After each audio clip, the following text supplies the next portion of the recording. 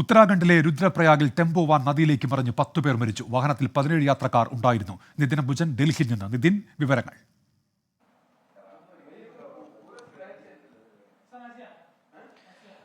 ഉന്മേഷ്, ഇന്ന് ഉച്ചയോടുകൂടിയാണ് ഈ അപകടമുണ്ടായത്. ടെമ്പോ വാനിൽ 23 പേരാണ് ഉണ്ടായിരുന്നത്. ഇതിൽ 10 പേർ ഈ അപകടത്തിൽ മരിച്ചു.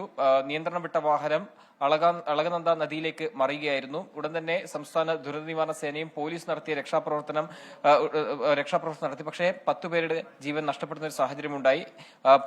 പരിക്കേറ്റവരെല്ലാം തന്നെ വിവിധ ആശുപത്രിയിൽ പ്രവേശിപ്പിച്ചിരിക്കുകയാണ്. ഇതിൽ പലരുടെ നില ഗുരുതരമാണെന്നാണ് ഇപ്പോൾ ഏറ്റവും ഒടുവിലായി നമുക്ക് ലഭ്യമാകുന്ന വിവരം.